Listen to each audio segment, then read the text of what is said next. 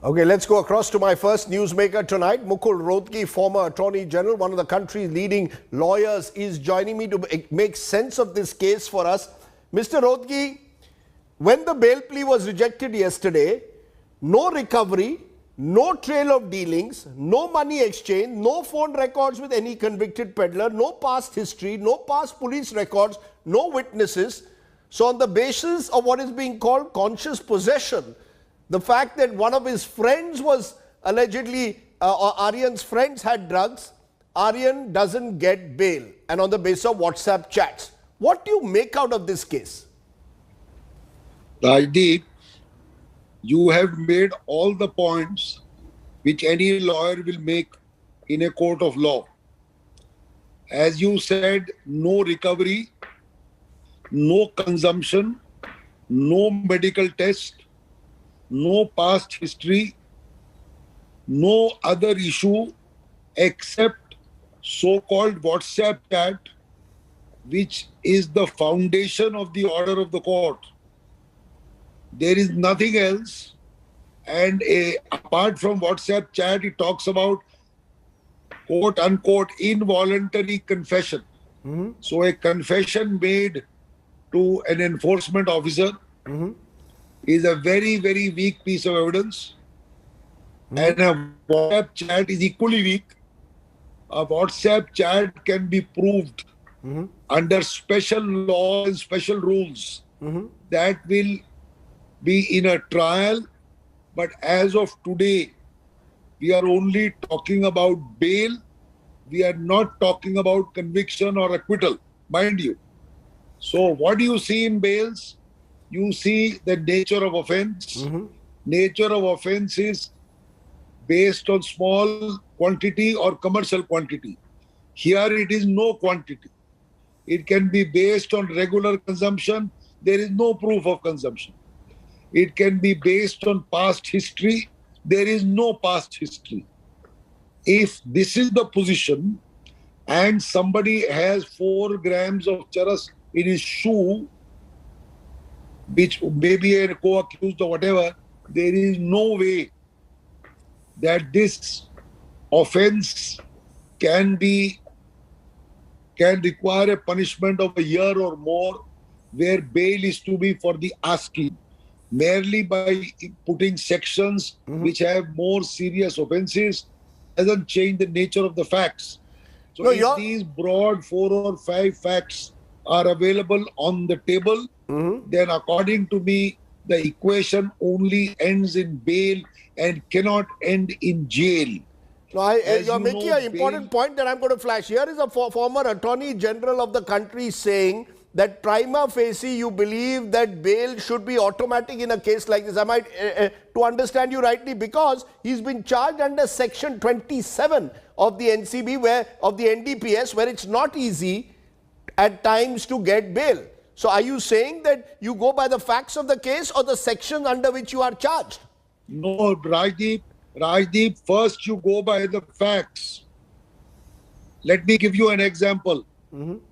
Suppose I shock somebody and that person dies.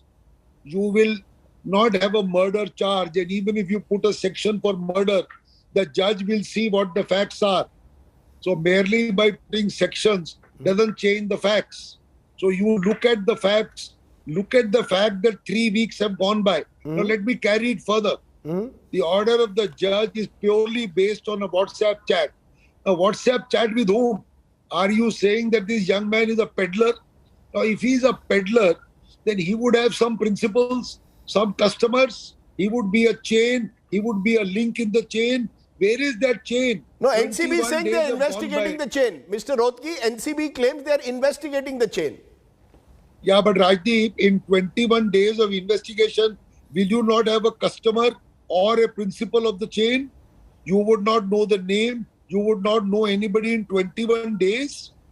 Do you know something? Under the law, the normal time for investigation of an offense is 48 hours or 24 hours. If that cannot be done, then more time is required. Here, 21 days have gone by. There is a lot of publicity gaze. I'm sure NCB is doing its best.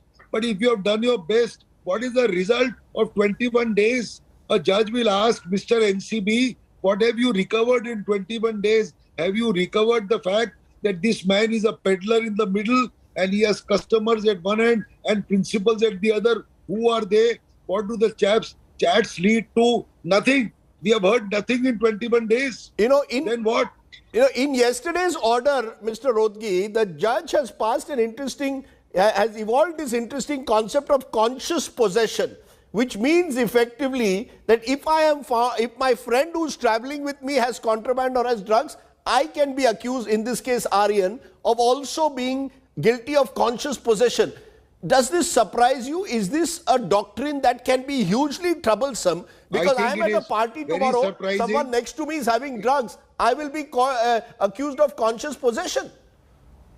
I don't think it's a correct legal principle. The only legal principle is that of conspiracy, that people act in concert. If you act in concert, knowing that both of you have taken it together, you have made a plan, you have concert, that is called conspiracy. This is not a case of conspiracy. So are you telling me net, you see this as a straightforward case to give bail? Are you surprised that therefore, given so far what the NCB has got, they should have, by now the judge should have given bail right away? I am very surprised. Should I tell you that normally speaking, with these kind of facts, people don't even talk about bails. They are automatic. There are hundreds of cases like this happening every day in every district court in the country. Nobody even talks about it. All right, 1 day, 2 days, 3 days, I can understand. You want to recover something, do something. But after 2 or 3 days or 4 days, there is a question of 21 days. I find it a little too surprising. And I think it is essentially because, there is so much media glare and all that. So,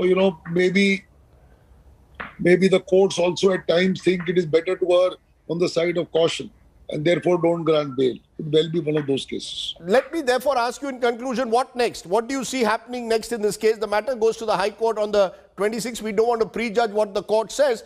But in your view, do you believe Aryan has a strong enough case to at least get bail? Or because there will be those who are saying that, remember, as you said just now, Mr. Rohatgi, there are many more people out there who may well be spending weeks in jail as under trials at times or are repeatedly denied bail. Do you believe Aryan Khan deserves to get bail? I have no doubt about it. He deserves to get bail. More than 3 weeks have passed. But I don't know how soon the High Court will look at it and decide it. But certainly it's a case for bail, is all I can say. Okay, that's a very, very clear point you're making. You see it based on the facts of the case. You're saying don't look at the sections, don't look at section 27, which suggests in a way, which the NDPS has used, remember, in this case, to almost suggest that Aryan was in some way a peddler and was actually financing drugs. But you're saying the facts of the case do not show that at the moment, and therefore it appears a pretty regular case for bail. Mr. Rohatgi, thanks very much for joining me here at the top of the news with your view. Okay, Mukul Rohatgi has set the stage for what I want to do next.